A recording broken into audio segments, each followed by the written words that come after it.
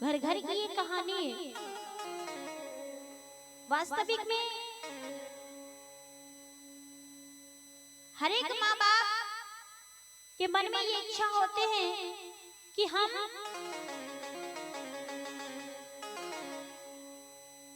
अपने बच्चे को अच्छा से अच्छा भोजन कराएं, बढ़िया से बढ़िया शिक्षा दें, कपड़े पहनाएं और बड़ा होके मेरा बेटा बड़ा आदमी बने।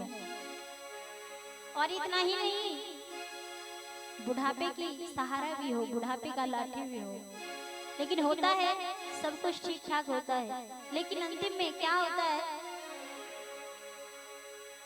कि जो माता पिता अपने संतान को इतने कष्ट भोग के संकटों को सहते हुए उसका पालन पोषण करते हैं, वही माता पिता बोझ बन जाते हैं। कहते 4-5 बेटे को बच्चे को माँ बाप पाल लेते हैं, लेकिन एक माँ बाप 4-5 बेटों से पालन नहीं जाता, उनको भोजन नहीं देते हैं, भोजन के लिए पानी के लिए तरफते छोड़ देते हैं। एक बहू कहती है अरे बड़की नहीं देती है तो हम क्यों दे, छोटकी कहती है कि मजली नहीं देती है तो हम क्यों दे। ऐसे ही माँ की दर्द है, कहती है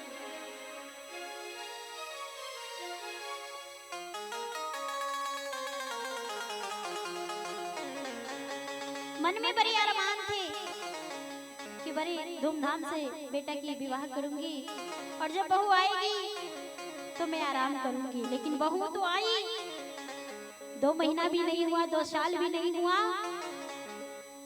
अब सारे चौका बर्तन अलग हो गए।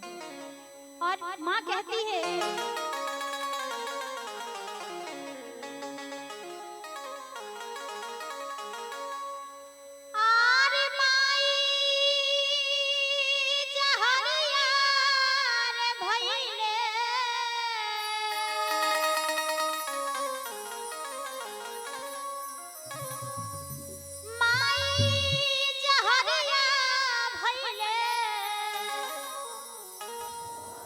बहुआ भैली प्यारे बबुआ अलगार भैला,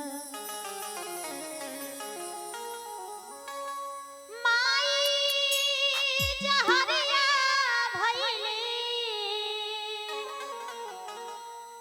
बहुआ भैली प्यारे बबुआ अलगार भैला, भूल गईला बबुआ अलगार भैला, भूल गईला बाबा महतारी बबुआ अलगार भैला, भूल गईला बाबा महतारी बबुआ अलगार भैला, माई जहरिया भैली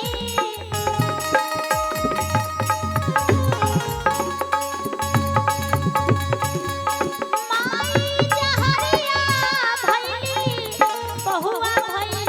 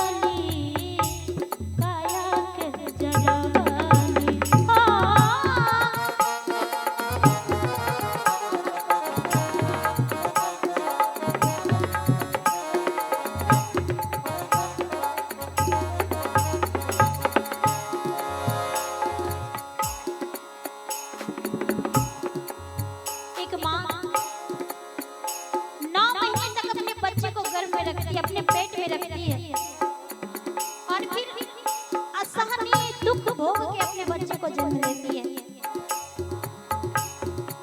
और फिर जब बच्चा छोटा सा रहता है, बिछावन पे पैखाना पेशाब कर देता है, माँ किले में सो जाती है, बच्चे को सूखे में सुलाती है कि मेरे लाल को कहीं सर्दी ना हो जाए, खांसी ना हो जाए। और इतना ही नहीं, जब बच्चा जो भी कहता है, हर एक माता पिता की इच्छा होती है कि उन्हें पूरा करें और करते भी हैं, लेकिन वही बेटा किस प्रकार अपने माँ बाप को सेवा करने के बजाय भूल जाते हैं। और बेटा भी कहता है कि तुम कुछ भी मत बोलो, चुपचाप बैठी रहो और देखती रहो कि क्या क्या हो रहा है। माँ कहती है, अरे बेटा ना बरे महीना बबुआ गर्भवा में रखली, छठई तबार गइली, काया के जरवाली, काया के जरवाली, तोहरी जिंदगिया रे बबुआ।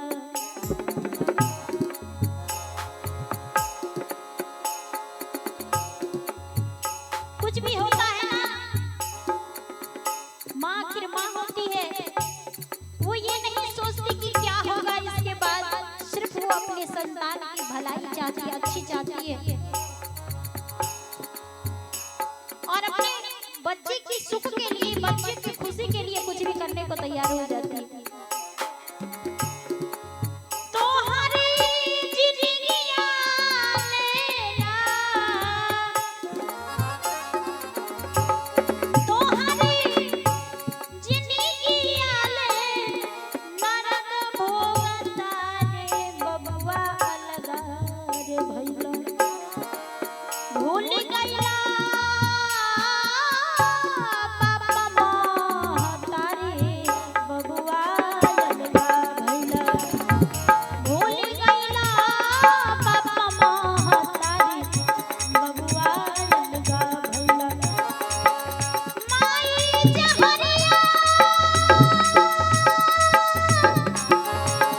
जहरिया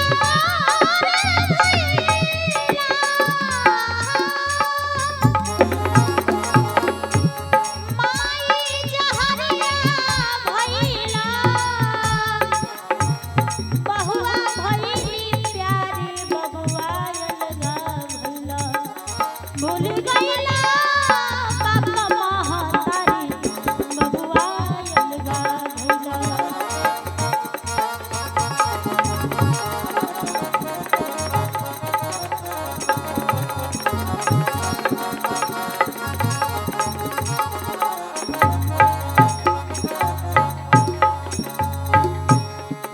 तोहरे बहुरिया पहिरे पाचरा साड़ी,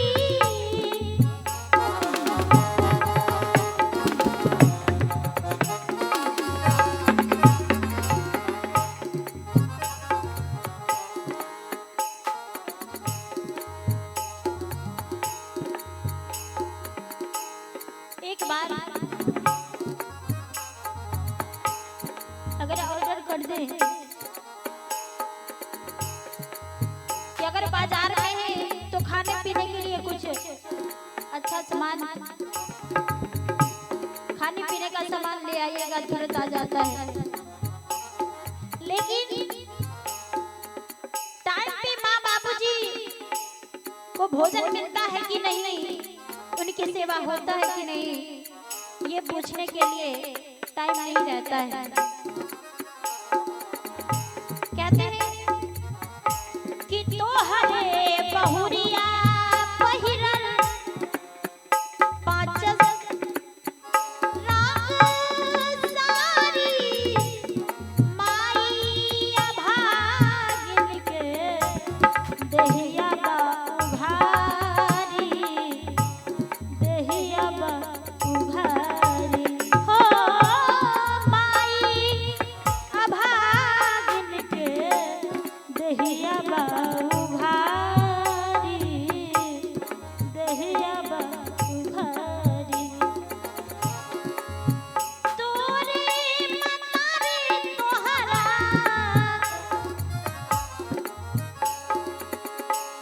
कुछ लोग तो ऐसे होते हैं जो अपने बूढ़े माँ बाप को बुढ़ापे में सेवा करने के बजाय घर से धक्के मार के निकाल देते हैं, वृद्धाश्रम में दे आते हैं। अगर हमारी बातों पे यकीन नहीं होता तो जाकर के देखिए, काशी वृंदावन मथुरा में ना जाने कितने वृद्धाश्रम खोला गया, उसमें कितने हमारे बुजुर्ग माँ और बाबा रहते हैं। माँ कहती है, अरे बेटा तुम्हारे लिए क्या क्या नहीं दिया।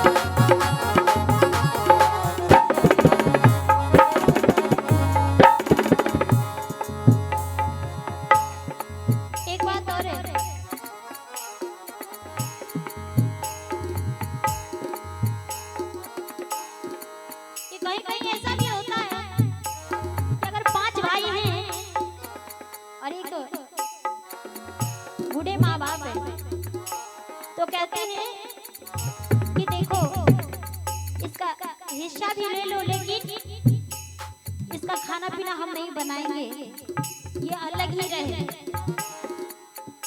अरे जब तक तो बनाने वाले होते हो बना के खाते हैं, लेकिन